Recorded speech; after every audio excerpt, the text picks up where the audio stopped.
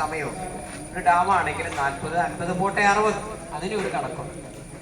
ഈ ഒരു ഡാമിന്റെ വിഷയത്തിൽ മാത്രം എന്നെ അത്ഭുതപ്പെടുത്തിയ ഒരു പ്രധാന ഘടകം 999 വർഷത്തേക്ക് ഇവരെങ്ങനെയാണ് അന്ന് എഗ്രിമെന്റ് വെച്ചത്. കാരണം അന്നും പറഞ്ഞിരുന്നത് 50-60 വർഷത്തേക്കാണ് ഒരു ഡാമിന് പഴക്കമുള്ളൂ. എന്റെ സംശയമാണ് 60 വർഷം മാത്രം പഴക്കമുള്ള ഒരു ഡാം എങ്ങനെയാണ് 999 വർഷത്തേക്ക് നിങ്ങൾ എടുത്തോ എന്ന് പറഞ്ഞു കൊടുക്കുക. ഇത് തുടക്കം മുതൽ എനിക്ക് തോന്നിയ ഒരു കാര്യമാണ്. ഞാൻ പറയുന്നു ഒന്നും സംഭവിക്കാതിരിക്കട്ടെ, പക്ഷേ എന്തെങ്കിലും സംഭവിക്കുകയാണെങ്കിൽ തമിഴ്നാട്ടിലെ ജനങ്ങൾക്ക് വെള്ളം കിട്ടുകയില്ല, കേരളത്തിലെ ജനങ്ങൾ വെള്ളത്തിലാവുകയും ചെയ്യും. ഇതാണ് ഇവിടെ നടക്കാൻ പോകുന്നത്. കാരണം എന്തെങ്കിലും സംഭവിച്ചു കഴിഞ്ഞാൽ തമിഴ്നാടിന് വെള്ളം കിട്ടില്ല എന്ന് ഉറപ്പാണ്. കേരളത്തിലെ ജനങ്ങൾ മൊത്തം വെള്ളത്തിൽ പോകും. അപ്പോ ഇത് വളരെ വികാരപരമായി ഈ വിഷയത്തെ കാണേണ്ട വിഷയം തന്നെയാണ്. അതേസമയം രണ്ട് കാര്യവും നടക്കണം. അവരുടെ 5 ജില്ലകൾ റിസ്ക് ആണ് നമ്മൾ മനസ്സിലാവും. അതേസമയം ഇവിടുത്തെ ചില രാഷ്ട്രീയക്കാർ ഞാൻ മനസ്സിലാക്കുന്നത് 1970-ലെല്ലാം എഴുതി കൊടുത്തതൊക്കെയാണ് നമുക്ക് പണിയാവുന്നത്. നമ്മളിപ്പോ കാര്യങ്ങൾ ഒന്നുകൂടെ പഠിച്ചു വരുമ്പോൾ ഈ വിഷയവുമായിട്ട് ബന്ധപ്പെട്ട് നമ്മൾ ഫസ്റ്റ് നോക്കേണ്ടത് അവസാനത്തെ വിധി എന്ത്. അങ്ങനെയാണല്ലോ ഏത് കാര്യത്തെയും നമ്മൾ വിലയിരുത്തേണ്ടത്. പണ്ട് പലതും നടന്നിട്ടുണ്ടാവും. അവസാനത്തെ സുപ്രീം കോടതിയുടെ വിധി നിങ്ങൾ ഓരോരുത്തരും സമയം കിട്ടിയാൽ വായിക്കണം. അതിൽ 211-ാം ഖണ്ഡത്തിലേക്ക് നോക്കിക്കഴിഞ്ഞാൽ പറയുന്ന കാര്യം ഇത് കുറെ കൂടി തമിഴ്നാട് പറയുന്നതാണ് ശരിയെന്ന് അവർ പറയുന്നു. തീർച്ചയായിട്ടും ആ ഏരിയയിലൂടെ ചിന്തിച്ചാൽ അങ്ങനെ പറയേണ്ടി വരും. കാരണം 1970-ൽ നമ്മളാണ് അവരോട് വീണ്ടും അതൊരു അവസരം നമുക്ക് കിട്ടിയതാണ്. നമ്മൾ എന്താണ് ചെയ്തത്? കേരളത്തിലെ അധികാരികൾ എന്തെങ്കിലും വാങ്ങിച്ചിട്ടാണോ, ചില്ലറ വാങ്ങിച്ചിട്ടാണോ, സ്വന്തം ബുദ്ധിയിലാണോ, അന്നത്തെ ആൾക്കാർ ആരും ഇപ്പം നമ്മളെ വിഷയത്തിൽ പെടുന്നല്ല. പക്ഷെ ഇപ്പോഴത്തെ നമ്മുടെ ഒരു വിഷയമായി ചെല്ലുമ്പോൾ 1970-ലെ നിങ്ങൾ എഴുതി കൊടുത്തു എന്ന് പറയുന്ന ഒരു സാധനമുണ്ട്. ഇതാണ് നമുക്ക് പറയാവുന്നത്. അപ്പൊ വീണ്ടും 1970-ൽ നമ്മൾ പല ആളുകളും ചിലപ്പോൾ 1970-ൽ ആദ്യം ജനിച്ചവരായിരിക്കില്ല. ആ സമയത്ത് ഒരു നിയമം ഒരാൾക്ക് നമ്മൾ എഴുതി കൊടുക്കുമ്പോൾ ഏറ്റവും ചുരുങ്ങിയ പക്ഷം നമ്മളെ നിയമസഭയിൽ വെച്ച് നമ്മൾ ഇങ്ങനെ ഒരു കാര്യം അവർക്ക് വീണ്ടും എഴുതി കൊടുക്കുന്നു എന്ന് പറയുമ്പോൾ ഒരു നിയമസഭയിൽ റൂളിംഗ് പാർട്ടി ആയിക്കോട്ടെ, അവരെന്നെ ജയിക്കുള്ളൂ ഒക്കെ സമ്മതിച്ചു. എന്നാലും ഒരു ചർച്ച ചെയ്യാന്ന് പറയുന്ന ഒരു സാമാന്യ മര്യാദയെങ്കിലും വേണം. അതേസമയം 1970-ൽ വളരെ ബ്ലൈൻഡ് ആയിട്ടാണ് എഴുതി കൊടുത്തിരിക്കുന്നത്. ഇതിന്റെ ലോജിക്ക് എന്താണ്? മാത്രമല്ല, ഞാനൊരു മുഖ്യമന്ത്രിയാണെങ്കിൽ ഞാനൊരു കാര്യം എഴുതി കൊടുക്കുന്നു. ഞാൻ പറയുന്നത് എനിക്ക് എന്റെ സമയത്തല്ലേ എഴുതി കൊടുക്കാൻ പറ്റൂ, 5 വർഷത്തേക്കല്ലേ എഴുതി കൊടുക്കാൻ പറ്റൂ മാക്സിമം. അത് കഴിഞ്ഞാൽ അതിനടുത്ത മുഖ്യമന്ത്രി അല്ലേ തീരുമാനിക്കുന്നത് കൊടുക്കണോ വേണ്ടത്. വീണ്ടും നമുക്ക് തോന്നിയത് പോലെയാണ് എഴുതി കൊടുത്തിരിക്കുന്നത്. അപ്പൊ ഞാൻ പറയുന്ന 60 വർഷം കൊണ്ട് ഓൾറെഡി കഴിഞ്ഞിരിക്കുന്ന ഒരു കാര്യം ഇനിയിപ്പോ 999 വർഷം എഴുതി കൊടുത്താണ് ഒരു രക്ഷയില്ല എന്ന് പറയുമ്പോൾ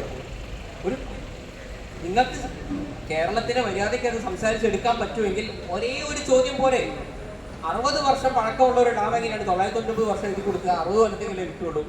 അവിടെ തന്നെ അതിന്റെ കാര്യം.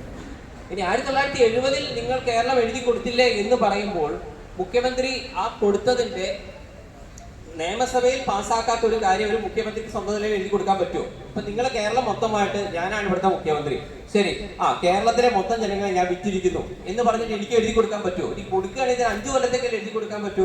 കാരണം വിവരംകെട്ട കുറെ ആൾക്കാർ എന്നെ മുഖ്യമന്ത്രിയാക്കി, ഓക്കെ വെരി ഗുഡ്, എന്നാ പിന്നെ എനിക്ക് എന്തും അങ്ങ് ചെയ്യാം എന്ന് കരുതി ഇവിടുത്തെ ജനങ്ങൾക്ക് വരുന്ന എല്ലാ പൈസയും പിന്നെ മൂർച്ചയ്ക്ക് കൊടുക്കാം എന്ന് എനിക്ക് പറയാൻ പറ്റുമോ? നിങ്ങൾ ചിന്തിക്കും. ഇനി അങ്ങനെ പറയുകയാണെങ്കിൽ തന്നെ 5 വർഷത്തേക്കല്ലേ ഒരു മനുഷ്യനെ പറയാൻ പറ്റൂ. 1970-ൽ എഴുതി കൊടുത്ത കാര്യം 2024 എങ്ങനെ പ്രാവർത്തികമാക്കും? ലോജിക്കാണ് ഇവിടെ ചോദിക്കുന്നത്. അപ്പൊ ഈ ഒരു കാര്യത്തിന് മാത്രം അവിടെ സുപ്രീം കോടതി പറയുന്ന ഒരു കാര്യം, ഇതിനെക്കുറിച്ച് ഒരു 2 ടീമിനോട് ഞാൻ കാര്യങ്ങൾ ചോദിച്ചപ്പോൾ കേരളം ഒന്നും മിണ്ടിയില്ല എന്ന് പറയുന്നുണ്ട്. നിങ്ങൾ സമയം കിട്ടിയാൽ ആ സുപ്രീം കോടതിയുടെ 211-ാം ഖണ്ഡം ഒന്ന് വായിക്കുന്നത് നന്നാവും. എന്ത് ചെയ്യണമെന്ന് ചോദിച്ചപ്പോൾ കേരളം ഒന്നും മിണ്ടിയില്ല. പിന്നെ നമ്മളിവിടെ കിടന്ന് അത് വേണ്ടെന്ന് പറയുമ്പോൾ അതിന്റെ നമ്മളെ ഓരോരുത്തരും വോട്ട് ചെയ്ത് വിജയിപ്പിച്ച ആളുകൾ എന്താണ് ചെയ്തത്, അതിന്റെ പിന്നിൽ അവർക്ക് പുറത്ത് പറയാൻ പറ്റുന്നു, പുറത്ത് പറയാൻ പറ്റാതായിട്ടുള്ള പല പല കാരണങ്ങളും ഉണ്ടാവും. എന്തോ ആവട്ടെ. പക്ഷെ ഞാൻ പറഞ്ഞു വരുന്നത് യഥാർത്ഥത്തിൽ നമ്മൾ ഡിഫൻഡായി. എന്തുകൊണ്ട് ഡിഫൻഡായി? ഒരു കോടതിയുടെ മുന്നിൽ പോലും മര്യാദയ്ക്ക് പറയണ്ടേ? എനിക്കോ നിങ്ങൾക്കോ പറയാൻ പറ്റില്ല. അപ്പൊ അദ്ദേഹം ജോയ് സാർ പറഞ്ഞ പോലെ അതൊക്കെ നമ്മൾ പേഴ്സണലായിട്ട് പലരും കൊടുക്കുന്ന കാര്യങ്ങളാണ്. ഏത് കാര്യം വരുമ്പോഴും കോടതി അഫിഡവിറ്റ് എന്ന് പറഞ്ഞൊരു സാധനം ചോദിക്കും.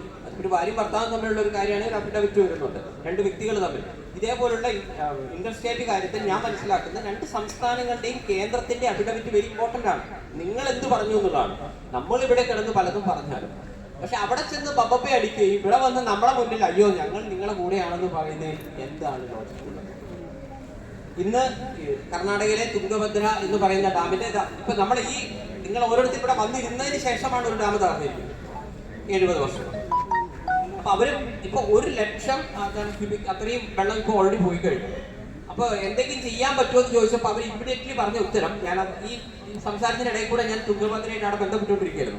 അപ്പൊ പറഞ്ഞെന്താ അറിയോ, അതിപ്പോ പെട്ടെന്ന് ഇങ്ങനെ വെള്ളം വന്നുകൊണ്ടിരിക്കുമ്പോൾ ഒന്നും ചെയ്യാനില്ല. പക്ഷേ 60,000 1 ലക്ഷം ആയിട്ടേ ഉള്ളൂ. ഇനി 60 ഇരട്ടി കൂടി വെള്ളം പോയതിനു ശേഷമേ ഞങ്ങൾക്ക് എന്തെങ്കിലും ചെയ്യാൻ പറ്റൂ, അങ്ങോട്ട് പോകാൻ പറ്റൂ. നിങ്ങൾ ചോദിക്കേണ്ട അല്ല, ഇപ്പൊ ഓൾറെഡി വെള്ളം വന്നുകൊണ്ടിരിക്കില്ല, എന്തപ്പോ അവിടെ സംഭവിച്ചത് ഒന്നും വിചാരിക്കരുത്. അവിടെ എന്തൊക്കെ ഉള്ളിൽ പോയി എന്നൊന്നും ഒരു ഐഡിയ ഇല്ല. ഒരു 60 കൂടെ ഇരട്ടി വരട്ടെ, അപ്പോഴേ ഞങ്ങൾക്കൊന്ന് അങ്ങോട്ട് മൂവ് ചെയ്യാൻ പറ്റൂ. ഞാൻ ഉറപ്പിച്ചു പറയുന്നു, ഇനി മുല്ലപ്പെരിയാർ ഡാമിന് എന്തെങ്കിലും വിഷയം വന്നാൽ, അല്ലെങ്കിൽ ഇതിന് മുൻകാലങ്ങളിൽ ഇവിടെ വലിയ ഭൂമി ഉരുക്കോ ഇതൊക്കെ വന്നു കഴിഞ്ഞാൽ വലിയ കോടീശ്വരന്മാരൊന്നും ഇതിലൊന്നും പെട്ടിട്ടൊന്നുമില്ല. കോടീശ്വരന്മാർ വന്നിട്ടും വലിയ കാര്യമായിട്ടോ, അതിപ്പോ രാഷ്ട്രീയ കൊലപാതകമായാലും ഒക്കെ സാധാരണക്കാരുടെ മക്കളും അങ്ങനെയൊക്കെ ഉണ്ട്. ആളുകളൊന്നും ആലോചിച്ചു, നിങ്ങൾ എവിടെയും കേട്ടിരിക്കുന്നു ഒരു രാഷ്ട്രീയ കൊലപാതകം 2 ആളെ കൊന്നു, എന്നാ പിന്നെ തൂക്കൊപ്പിക്കാൻ വേണ്ടിയിട്ട് അത്ര കൊല്ലുന്നുണ്ടല്ലോ. നിങ്ങൾ ഏതെങ്കിലും കേട്ടിരിക്കുന്നത് ഏതെങ്കിലും വലിയ കോടീശ്വരന്റെ മോനെ ആരെങ്കിലും തിരക്ക് പിടിച്ചു കൊല്ലുന്നത് നിങ്ങൾ എവിടെയും കേട്ടിരിക്കുന്നത്? ഏതെങ്കിലും വലിയ പുരുഷന്റെ മക്കളെ കൊല്ലുന്നത് നിങ്ങൾ എവിടെയും കേട്ടിരിക്കുന്നത്? ഏതെങ്കിലും കോടീശ്വരന്റെ മകനെ അങ്ങനെ കൊല്ലുന്നതായിട്ട് നിങ്ങൾ എവിടെയും കേട്ടിരിക്കുന്നത്? മന്ത്രിനെയോ മുഖ്യമന്ത്രിയോ പ്രധാനമന്ത്രിയോ ആരും കൊല്ലുന്നെങ്കിലും കേട്ടിരിക്കുന്നു? കൊല്ലപ്പെടാൻ വേണ്ടി പറഞ്ഞതല്ല, ഏതെങ്കിലും പാവപ്പെട്ടവനെ എവിടെയൊക്കെ മരിക്കുള്ളൂ. അതിപ്പോ മുത്തുവനെ എടുത്തു കഴിഞ്ഞാലും ഇതൊക്കെ എടുത്തു കഴിഞ്ഞാൽ അങ്ങനെ വരുള്ളൂ.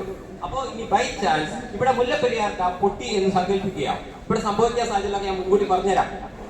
നമ്മുടെ ചാനലുകാർ വെരി ഹാപ്പി, കുറച്ച് 10 ദിവസം ജീവിച്ചു ഉള്ള വകയായി അവർ കമന്ററി പറയും. അങ്ങനെയാണല്ലോ ഇതിൽ കണക്കങ്ങനെയുള്ളൂ. ഒരു ക്രിക്കറ്റിന്റെ കമന്ററി പറഞ്ഞുകൊണ്ടിരിക്കും. ഇപ്പൊ 1,99,000 അവർ പറയാൻ സാധ്യത മുൻകൂട്ടി പറഞ്ഞുതരാം.